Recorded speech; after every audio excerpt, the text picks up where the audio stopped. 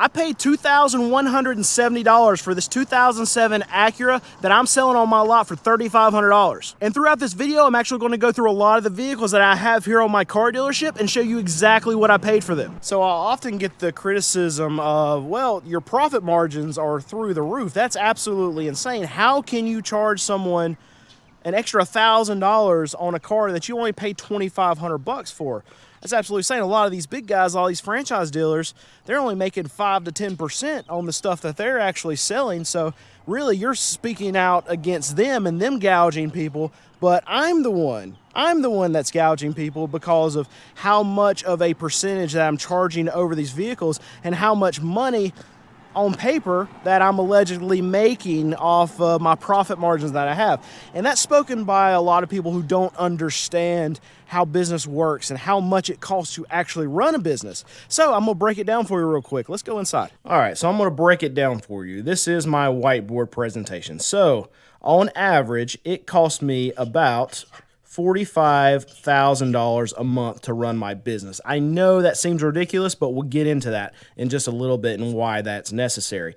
And on a typical month, we sell between 55 and 65 cars a month. So let's just say 60 cars is what we're selling in a month. Now, this does not account for outliers like crazy slow times. Usually December is going to be well under that. And then tax time, February, March, where we can sell well upwards of like 100 cars a month. We're going to throw those out. But a typical month, we sell about 60 cars. So what does that mean? Well, we'll just go ahead and do this. That we bring in about $60,000 a month. You say 60 cars times $1,000 on average is what we make per car. We're going to bring in gross about $60,000 a month. Our expenses are $45,000 a month. So what does that mean? That means that we have a profit, a net profit of $15,000 on average a month. So now we can easily find out exactly how much we make X expenses on each and every one of our vehicles. We do 15,000. There we go. Divide that by what? Class 60. And what does that equal? That equals $250. So now a lot of you talk about my margins. Let's actually look at my real margins then. We can take this and make it into an easy ratio. We're going to do math class here, folks. So here we go. 250 is the actual real profit that we're making per car. Our average vehicle that we sell is somewhere between probably $3,500 and $4,500. I would guess our average right now is somewhere right at $4,000. So we equal that, and it's X over 100, and that gives us our real percentage of what we're actually making per car. So as you learn from math class, what do? This is a ratio. You do 100 times 250, and you divide that $25,000 by 4,000. What do we get? We get a real profit margin of 6.25%. So all of you that are crying about our percentages, our actual margins being crazy, it's not. That's what the real number is. All right, so now what are the other haters going to say, or what are the haters going to change their argument to? Well, Brandon, now you're not making any money. Well, you need to raise your prices. Well, yeah, maybe we could make more per car, but the thing about it is a lot of these vehicles, we can't sell for more than what we're already selling them for. They're not going to sell. And in a lot of cases, you've seen through my lot how we lower our prices if they don't sell. And obviously, there's not people just jumping over themselves to come buy cars, because we do have to lower our prices every once in a while. So for us to be able to make a reasonable income to actually run the business, one, we have to keep the prices wherever they are. And then two, we have to keep our volumes up. So I know I hear the other thing, well, your expenses are way too high.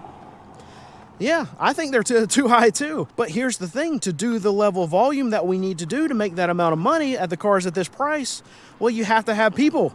People cost a lot of money. Payroll is very, very expensive. Having this lot is very, very expensive.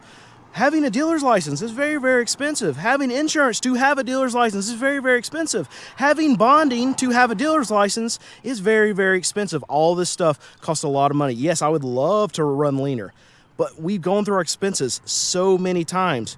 I promise you, we're running just about as lean as we humanly possibly can. And that's the thing, even with all that, even with dissecting our expenses going through, it still costs us $45,000 to run. So if I want to make if I want to make $15,000 a month selling these kind of cars to the people that I want to sell cars to, people that want to buy a cheap car and not get into debt, I have to sell them for this price. And for me to be able to make money, I have to sell 60 cars a month. And for me to do that, I have to have X amount of employees to be able to do it, to be able to transport cars, to be able to get them cleaned, for us to be able to work on cars here. I have to have multiple salespeople to deal with it, because we do get busy. And you can't have just one person up there when you have 5 customers in there trying to buy a car. So all these things are necessary to actually run my business. And yeah, I get it. You in the comments, you know how to do it better. I get it. This is the way that I know how to do it, and I haven't found another way. And honestly, I've looked. This is the way to do it. All right, here's one of the vehicles I really like. It's a 2008 Mazda Tribute. It's got 186,000 miles. I paid $2,800 for it at the auction after fees and everything all in. I've got $3,075 in it, and as you can see, we're selling it for $4,000. I like Mazda Tribute. It's the same thing as the Ford Escape. I actually really like them. Now, when you get past, I can't remember when the Ford Escape changed the body style and started putting the junky like turbos in them, and the transmissions all went to crap. I think it was like after 2010 maybe. I could be wrong. Somebody correct me in the comments if I am wrong, but they changed the body style, made it a smaller type of look, and then they changed a bunch of things about the motor, about the transmission. They put turbos in. Hate all that. I won't touch those. I would rather have a 2005, 2006, 2007 Ford Escape, Mazda Tribute, exact same thing. Good cars, in my opinion. Haven't had a lot of problems with it, and we deal with a lot of them that have higher mileage, and they have been great for a very long time for us. Anytime I see them, that's the kind of car that I'm looking for to actually buy for my car dealership. That one's an easy example. We can pay somewhere between $2,500, $3,000. Easy sale for us for $4,000 grand. For $4,000 grand? I wish $4,000 grand. $4,000. So just to let you know how we actually do our pricing here at my car dealership, we have a method. It's not just fly by the seat of our pants. We look and see what we actually paid for the car, and then initially we'll try to hit a home run on a car. And for us, a home run is making $1,500. That's not typical of other car dealers. A lot of other car dealers don't even want to get out of bed in the morning if they're not making $2,000, $2,500 per car. For us, $1,500 is a home run. I want to do volume. I want to move cars fast, and I don't want stuff sitting here. So that's what we do. And if a car does not sell within the first 2 weeks, well, we mark it down by $500. Go another 2 weeks, doesn't sell, not a lot of attention on it, mark it down by another $500. I do not like stale inventory. I want to flip. I want to turn and burn. If a car is here and sitting for 4 weeks, for 6 weeks, I want that car gone, so much so that we mark it down to where I'm only making either $500, or if it's at 6 weeks, even worse, I'm breaking even on the car. And heaven forbid that a car sits here for longer than 6 weeks without selling. That car is on the chopping block at that point, and I'm going to lose money on that vehicle. I want it gone. So here's actually a example of where I can show you our pricing comes into play when we don't sell a car for in like a 2 week span. This one is a 2009 Nissan Xterra. It's got 185,000 miles on it. We're selling it for $2,500, but I've got $2,025 in it. So easy math, right? I'm making $475 on that vehicle. Well, Brandon, aren't you supposed to be making $1,000 on this car? No, this doesn't always work out that way. We've had that car now for over 30 days. So that's hit our two-week cycles where we drop our cars by $500. So we looked at it, thought it was nice, and we would have initially priced it probably somewhere around $3,500. Try to hit a home run when we initially price. We got $2,000, $2,500 in it, $2,025 in it, and we make $1,475 if we sell it at $3,500. So that's what Nate initially priced it at. Nate's my sales manager. He prices my cars. Didn't sell. Went 2 weeks, no action on it. Dropped it by $500. Then we were selling it for $3,000. Okay, that's all well and good. It's going to hit our number right there. We're not going to hit a home run, but we're going to hit our average, $975. What happens? What always happens? Well, nobody looks at it. Nobody wants it. Whatever. It's something that is not desirable, and we're finding that out because the market's telling us that. So what we do? Well, what you see up there, mark it down again by another 500 bucks, and now that's once $3,500 car 30 days ago is now a $2,500 car. That's probably where we'll end up selling it. Usually stuff that gets down to 2,500 bucks, and he just marked down the price on it. Usually stuff that gets down to 2,500 bucks doesn't last very long, and that's usually where our undesirables fall on our lot. Every once in a while, very rare, but every once in a while, we'll have something that makes its way down to $2,000, but very rare. Usually 2,500 bucks is the cutoff where, okay, when we list it for that, we got 10 people on it. They come, and one of the first 2 or 3 people that look at it, they'll buy it, and that's usually how it works out. But anyway, it's just, you can see it in action right there. $3,500 car, 4 weeks later becomes $2,500 car. All right, looking at my sheet, I become more aggravated. I can show you another example of a car where we just bought it wrong. And I'm not sure, it doesn't show me on this list who bought it, if it was me that bought it or Alex that bought it. Alex is my mechanic, buys a lot of cars for me. I hope it's Alex, because me and him have a little running competition of who buys the worst cars, and it's always my fault. It's always my fault. Anyway, this one's a 2015 Jeep Patriot. It's got 183,000 miles on it. I probably paid $3,300. We actually paid $3,300. I'm saying I'm probably the one that bought it. Anyway, and we got a $345 buyer fee, and all in, after everything, I've got $3,670 in this. You can see what I'm pricing this thing at. We're trying to sell it for $3,500, and it's still sitting here. And I've had it for, right now, 67 days. This is just to show you that, yes, I'm actually doing what I'm saying I'm doing. When a car sits here a long time, I'm getting rid of it. Even if it, just like that one, I'm losing money on that car. I'm going to get rid of it because it's still inventory, and I don't need it competing with all those other cars that are out here that are going to actually make me money. Let's get rid of that thing. Let's take the L and just be done with it.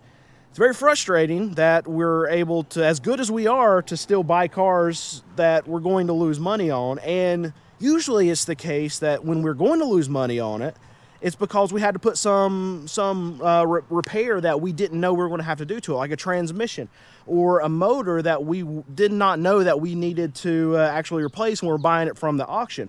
That one was not a surprise situation. That was just, okay, we thought we could sell it for $4,500. Turns out we cannot. We thought maybe we could sell it for $4,000 and still make money on it. Turns out we cannot. And even at $3,500 right there, it's still been sitting. So there's a scenario where we can't even sell it for $3,500, and we're going to end up taking even more of an L on it the longer that it sits here on the lot. No, I don't pay interest on any of this inventory, so it's not costing me more money as it sits for expenses or anything like that. But I just don't like stale inventory, and it might just be that there's no customer out there for that $3,500 Jeep. I'm not gonna let it sit there for 3 months until the next person. No. I can take that money, I can flip it multiple times on buying stuff that people actually want to buy, and that's not it. That's not it. So that $3,500 Jeep that's way over there, that's not selling right now. Hopefully it'll sell at $3,500. I'm gonna take a loss, but another couple weeks doesn't sell. It's going down to $3,000, and then I'm gonna lose, what, $600 on it? Whatever it is, I don't know. I'm going to lose on that Jeep. So here's one we actually have in recon right now. All these cars that are sitting over here, like there's our line of, I don't know if you can see it through there, but there's our line of cars that are actually for sale. All of these over here are waiting to be cleaned up. But this is one that we recently bought. I like these. These are Honda CR-Vs. It's a 2006, and I paid $2,100 for this. When all the fees, everything is added up, we'll have somewhere around like $2,500 for it. $3,500 is easy money on this thing for us, for CR-Vs, for RAV4s. I love buying these. Anytime I see CR-Vs, I buy them. They're good cars, reliable, even though they're, in my opinion, kind of ugly. It doesn't matter. Their reputation follows them, and it's very easy for us to sell, especially someone looking for a cheap car, reliable, not having to put a lot of money into it. This is the easiest ticket that we're able to write here. That saying doesn't even make sense. Anyway, Honda CR-V, I think it's one of the best small SUVs that you can buy, along with the Toyota RAV4. Not a lot of problems with these things. Very reliable. they're just good cars, and I really enjoy buying them, and I really enjoy selling them, because these are the kind of vehicles I don't have to worry about after the fact. I put my name on it. We buy a lot of Jeeps. Jeeps aren't my favorite, and I would never recommend someone to buy a Jeep, but our customers love them, and they buy them all the time, so I have to have them here. But if someone ever walks up on my lot and say, I'm looking for a small SUV, I see you got a bunch of Jeep Patriots. I'm like, okay, well, I know you looked at the Jeep Patriots, but we got some Hondas, we got some Toyotas. Please look at those, drive those too, because it's probably going to be a better car for you, honestly. And I know a lot of people out there think like I'm really weird for showing you my cars and showing you exactly the prices that I have in them. Like, used car dealers aren't supposed to do that. You're not going to be able to go to a used car dealership and know exactly what they have in their cars. This is very, very weird. But for us, it's not weird at all. This is normal practice. And I can tell you, like, my biggest negotiation tactic, I say tactic, but if someone comes in and they're combative and they want a lot of money off, we already got our prices very cheap. So it's not something that we typically negotiate on. But if we have to take a route where we're saying, okay, you're not going to be happy unless you're trying to negotiate against a used car dealer, the bad guy, right? I use the same tactic every time. And it's the same thing that I'm doing for you right now. It's all about transparency. And what I do is I pull out my spreadsheet. I got it right here in my pocket. All these numbers right here on this sheet. You can see every car. You can see every number, all the mileages, all the money that I have in each one of these cars. They're sitting out there. They want to negotiate on this car. Okay, I say, here's what I got in it. It's a $3,500 car. I've got $2,575 in it. So I'm making $925 on this car. That's my profit. How much would you like me to make? And that's what I do every single time. 9 times out of 10, you get this little side face from the customer, and they're like, you know what, that does seem fair. You know what, if you're making $1,000 a car, that's fine. And they'll buy it. 9 times out of 10, they'll just buy it. They'll pay my price. And the other 1 out of 10, they'll usually come back with something reasonable. And if they want it, they just need to have $100 or $200 off the car, and they're only going to buy it out of principle because of that, because they have to negotiate a better deal on a car. I don't think that's the way you should be when you're going and actually looking at a car, but I understand the premise of it. You want to feel like you're getting a good deal at least.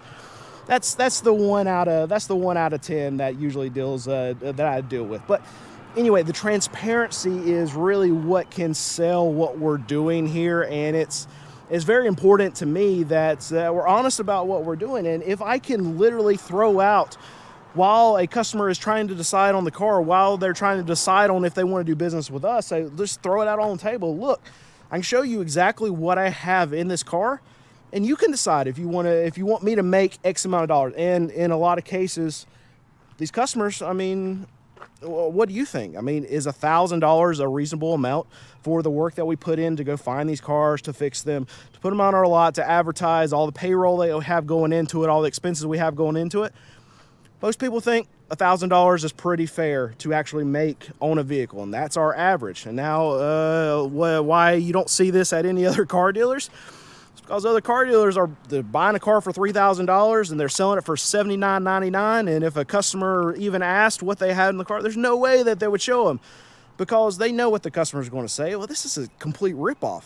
You're charging me $8,000 for a car that you got $3,000 on. Making $5,000 on this vehicle does not seem reasonable. In my opinion, $1,000 does seem reasonable. All right, so we'll talk about the one that was in the intro. This is a 2007 Acura MDX. And there it is. I paid $1,900 for it at the auction. I've got $245 in buyer fees, and then we had a little fix that was very cheap. So all in, we've got $2,170 in this thing. And you see, we're selling it for $3,500. We don't get a lot of Acuras to begin with, but definitely not a lot of MDXs. Usually they don't fall into the range that we're able to buy them to be able to sell them. Got to think, I'm a car dealer, and what's the saying? Name to fame, fame to whatever the saying is. I'm the car dealer that sells cars that are $5,000 and under. That's what I'm known for around this area. That's what I'm known for by a lot of you as being this content creator. I'm a cheap used car dealer. That's what I am, right? So in a lot of cases, those MDXs, they bring a lot more money than what we're able to actually buy them for. So if it goes for $3,500 to $4,000, it's typically off limits for us because we know that we're going to have to price that thing at the top of our range. It doesn't give us any cushion to be able to actually fix it. But in a lot of cases, those MDXs, they'll go for $5,000, $5,500, $6,000. And at that point, that's what we need to be selling the car for, even under that, to be able to keep our namesake, right? To keep what our customers know us as is that $5,000 and under car. So in a lot of cases, we're not able to buy stuff like that. But every once in a while, we'll get lucky and one will fall through the cracks. And just like that one, we're able to buy it for a cheap enough price where we can sell it for $3,500. And actually, I like the MDXs a lot. I mean, it was made to be a more expensive car, so in a lot of cases, things like that, the parts are going to be more expensive. But as far as like that goes, and like a Lexus, a lot of the parts in them are Honda parts, so they're actually not that difficult. So while I might not want to have very many BMWs, Mercedes, other Audis, something like that on my lot, because you're going to have more proprietary parts and they're going to be a lot more expensive. It's not really the same case with a Lexus or an Acura. It's going to be, yes, more expensive to fix than like a Honda or a Toyota, but not even getting into the realm of what you have to deal with a BMW or Mercedes or an Audi. And you can't tell because I'm putting this later on in the video, but I just started recording right now, and it's only 9 o'clock. And I'm already pouring sweat. I just started this. So throughout this whole video, you're going to see me sweating like crazy. I promise you. It's North Carolina. We're hitting a heat wave right now, and it's 9 o'clock, and it's already 90 degrees out here, and it's miserable. Miserable. I say miserable? It's so hot. So I do typically try to make about $1,000 off every car, and that's how we really do our pricing, is basically what we mark our cars up based on what we paid for the cars at auction. But there are some exclusions to that rule, and I'm in front of this Toyota Sienna. It's a 1998 Toyota Sienna, because this is going to be one of those exceptions. So exclusions to rules, exceptions to the rule. And this is one that I actually love, but I am aware that a lot of other people don't like. It's an old car, right? We're in the South. We're in central North Carolina. We don't have to deal with rust. Not worried about it on that, but it is very, very ugly. And that van, I think I paid $1,500 or $1,600 at the auction, and then I'm gonna have my buyer fee that I have to pay to the auction on top of that. When everything's said and done, I probably got $1,800, maybe $1,900 in it if we got to fix a little bit on it. But I know there's no scenario on that van back there that someone's going to pay $3,000 for that van. Nate, who prices my cars, he's my sales manager, he knows that there's no scenario where there's going to be somebody that's going to pay $3,000 for that van. That's a $2,500 van.